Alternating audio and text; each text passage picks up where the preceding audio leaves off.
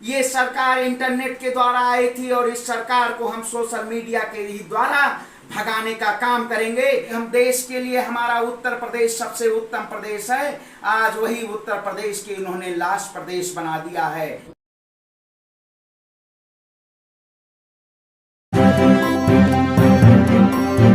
Media voice, आपकी आवाज।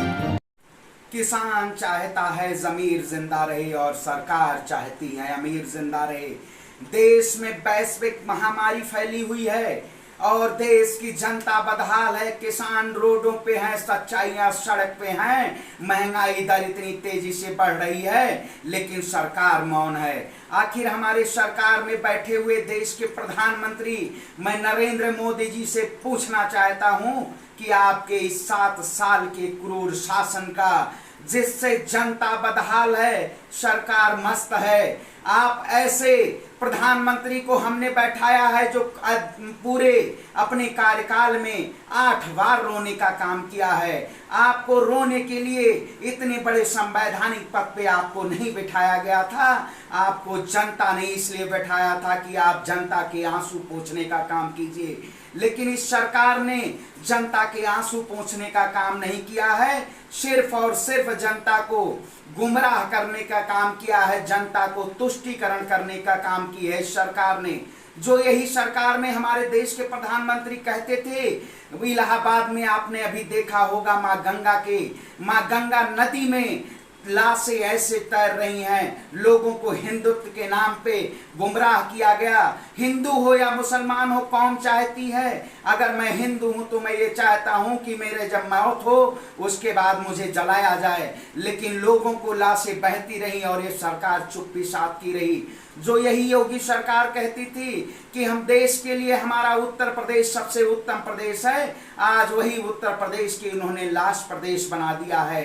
लाशें गंगा नदी में बह रही हैं और जनता वहां पे आज कोविड वैक्सीनेशन नहीं मिल रहा है। मैं इस सरकार को कहना चाहता हूं कि आज जिस तरह से इस सरकार के शासनकाल में लोगों को वैक्सीनेशन नहीं मिल रही है, यही जनता आपको जब 2022 में आपको पहला डोज देगी वैक्सीनेशन का, तब आप उत्तर प्रदेश का चुनाव हराएगी। 2024 में आपको दूसरा डोज देगी। भाजपा जैसी ऐसी महामारी को ये देश की जनता ये सबक सिखा देगी कि आपको मैंने सत्ता में बिठाया था, लेकिन आपने देश के किसी भी स्तर पे आपने काम करने की कोशिश नहीं की।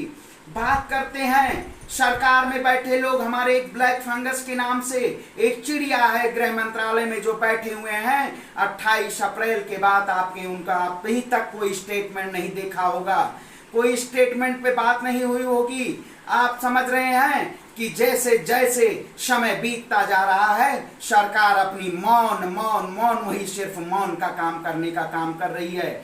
वक्त भी बदल देंगे, तथ्य भी बदल देंगे। अगर किसान और नौजवानों की बात नहीं सुनेगी ये सरकार, तो इस सरकार को बदल के रख देंगे। हम ये चाहते हैं कि आज देश का जो किसान बदहाल है, ई-नैम पोर्टल की बात करते हैं।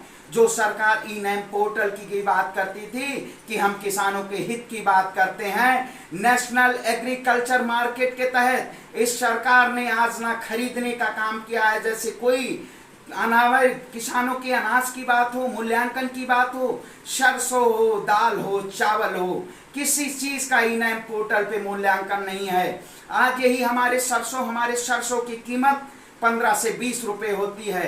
एक भी सरकारी लेवियां नहीं चल रही हैं, लेकिन सरकार कह रही है किसान खुशहाल है। सिर्फ इन कागजों में सरकार अपने तथ्यों को दिखा रही है कि देश की जनता खुशहाल है, लेकिन आप जमीनी स्तर पे देखिए, यही सरकार जुमलाबाजी कर करके नरेंद्र मोदी जी कहते थे किसानों के लिए 5 लाख करोड़ और युवाओं के लिए 5 लाख करोड़, बड़ी बड़ी घोषणाएं, जुमलेबाजी, लेकिन धर्म के नाम पे ये सरकार बेईमान झूठ फरेब करके इतने बड़े लोकतंत्र के सत्ता को हथिया लिया है। जो बैठे हुए अंधभक्तों की बात करते हैं, हम अंधभक्त का ब्रेन वॉश कर दिया गया है, लेकिन ये सियासत क्या यूं ही किसानों को छलता रहेगा? सियासत क्या यूं ही किसानों को छलता रहेगा? कब तक अपनी आगोश में युवा और किसान को लेता रहेगा। लेकिन अब देश का किसान नौजवान इस सरकार की बात को एकदम दरकिनार कर दिया है और ये सरकार को आह्वान दे दिया है कि अगर आप हमारी बातों को नहीं मानेंगे, हमारी मांग को नहीं पूरे करेंगे, आप यही सरकार कहती थी 2016 में नोटबंदी लेकर आई, किसान उस समय कितनी जनता परेशान हुई थी। आपने 7 साल के कार्यकाल में एक भी नेक काम नहीं किया है। आपको सत्ता से उखाड़ फेंकने का काम करेगा ये देश का किसान, नौजवान हो या छात्र हो। और आप तथ्यों को नहीं छुपा सकते हैं, आप सोशल मीडिया को बंद करके युवाओं की आवाज को नहीं दबा सकते हैं।